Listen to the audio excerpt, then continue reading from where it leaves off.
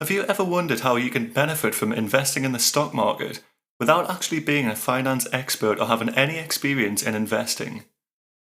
Maybe you want to start putting your savings to work, but you don't have the time or money to spend on financial education, and you also don't want the risk associated with investing in individual stocks, cryptocurrency, or even handing somebody your money to invest for you. After all, Warren Buffett famously said that you should never invest in something that you don't fully understand yourself. You've already heard about inflation destroying cash savings, and you know that saving money alone won't be enough to secure your financial future. What you want is a strategy which allows you to put your money to work in the stock market without ever having to trust somebody else to handle it for you. This is where index funds come in. Index funds allow you to gain exposure to a given index consisting of a number of different assets without ever needing to buy and sell those individual assets yourself. This includes the stock market and different sectors within it. You can choose an index fund which targets your particular area of interest in the stock market. This could be growth stocks, it could be dividend stocks, or international markets. It could even be bonds or different areas within the stock market such as oil and gas. So, how does this work? What is an index fund? Well, an index is a financial tool which tracks the performance of a particular group of assets, in this case the ownership stocks in different companies.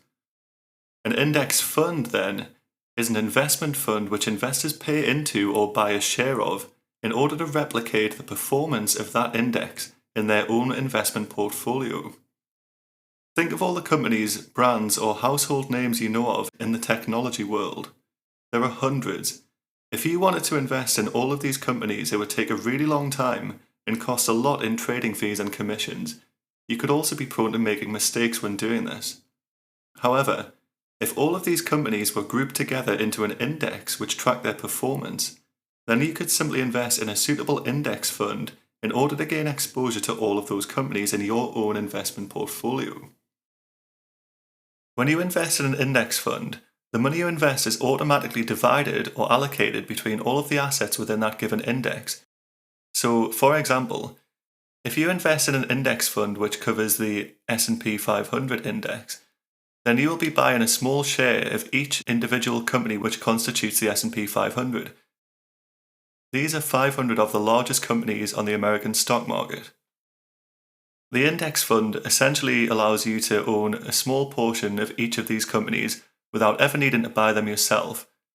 Think about how long it would take if you wanted to buy Apple, Amazon, Netflix, Alphabet. It would take forever, and it becomes a huge burden when it's time to sell. Eventually, you intend to make a profit off these stocks and shares.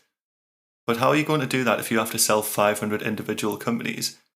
The administrative burden when it comes to filing your tax return would be a nightmare.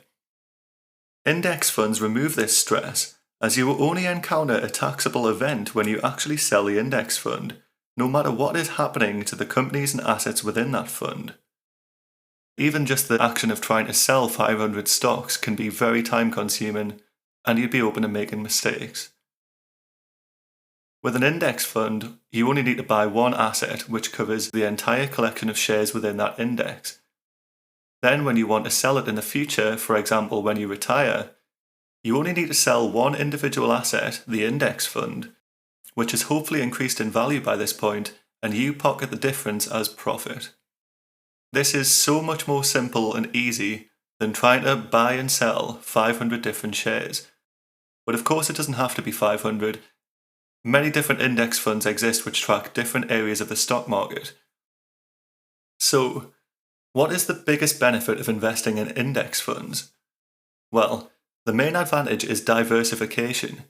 You might have heard people speak about this in investing videos online or when reading investing books. Diversification is balancing your portfolio between different assets and sectors in order to reduce the risk of your portfolio.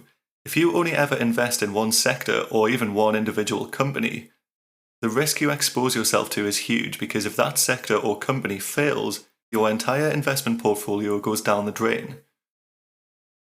This is why choosing individual companies to invest in is not only extremely difficult but can often be a bad idea.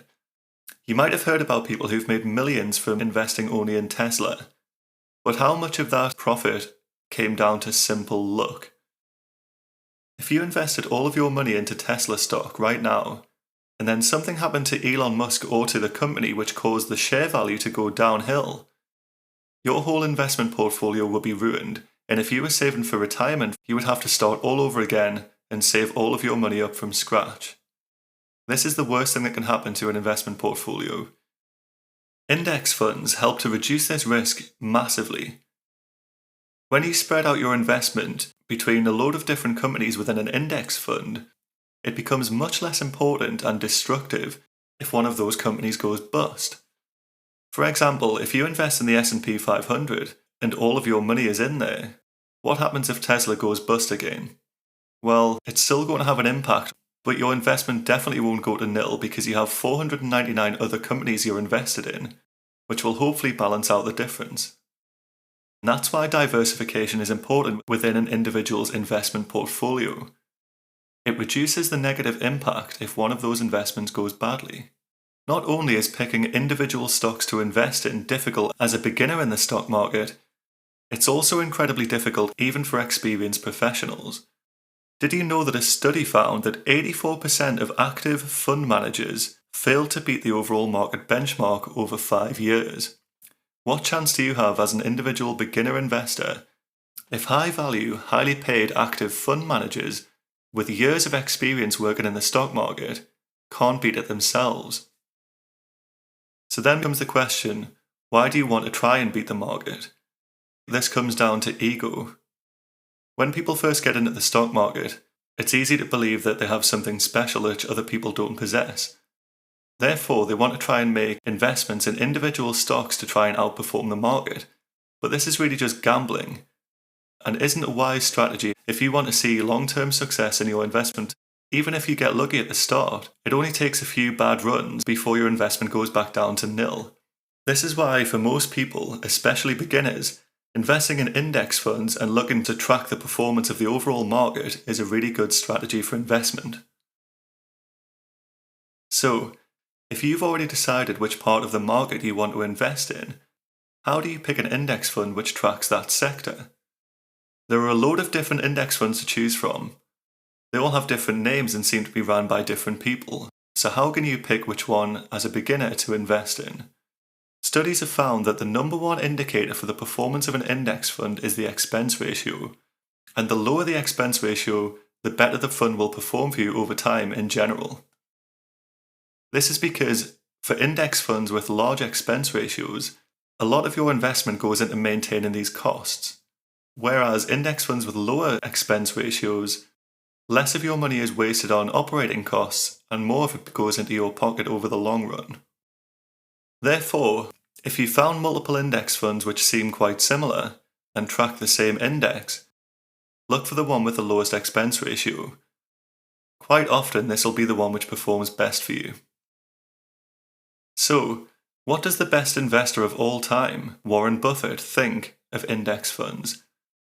He's a massive fan and has even gone on record in a letter to his Berkshire Hathaway shareholders, stating all of the money left in his will, which will eventually go to his family, should be invested in low-cost index funds tracking the S&P 500. This is because over time, it's such an easy investment to make, can provide great returns year on year without you ever having to actually do anything.